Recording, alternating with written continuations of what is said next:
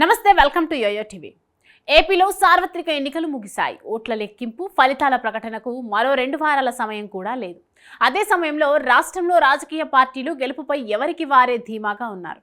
ఈ నేపథ్యంలో తాజా ఇంటర్వ్యూలో ప్రశాంత్ కిషోర్ ఏపీతో పాటు ఇతర రాష్ట్రాల్లో ఈసారి ఏం జరగబోతోందో చెప్పేశారు.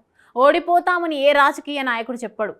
చివరికి 4 రౌండ్లు కౌంటింగ్ పూర్తయ్యే వరకు కూడా తమ ఓటమిని అంగీకరించరు అని స్ట్రాటజిస్ట్ ప్రశాంత్ కిషోర్ జగన్మోహన్ రెడ్డి మాటలకు కౌంటర్గా ఇచ్చారు.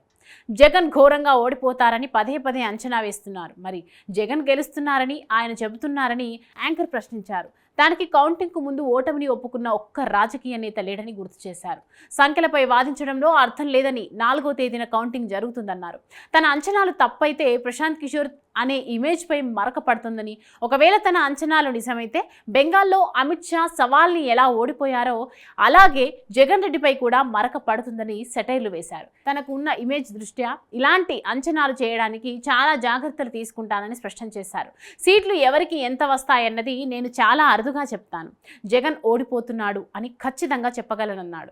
ప్రశాంత్ కిషోర్ ఎన్నికలకు ముందు చేసిన వ్యాఖ్యలపై జగన్ ఫీల్ అయ్యారు. ఐపాక్ ఆఫీసులకు వెళ్లి ప్రశాంత్ కిషోర్ది ఏమీ లేదని చెప్పుకొచ్చారు. తాము గత ఎన్నికల కంటే ఎక్కువ సీట్లు గెలుస్తామన్నారు. దానికి పీకే ఇలా కౌంటర్ ఇచ్చారు. దీంతో తాజాగా కూడా పీకే అవే వ్యాఖ్యలు చేయడం ఏపీలో రాజకీయాల్లో చర్చనీయాంశంగా మారింది.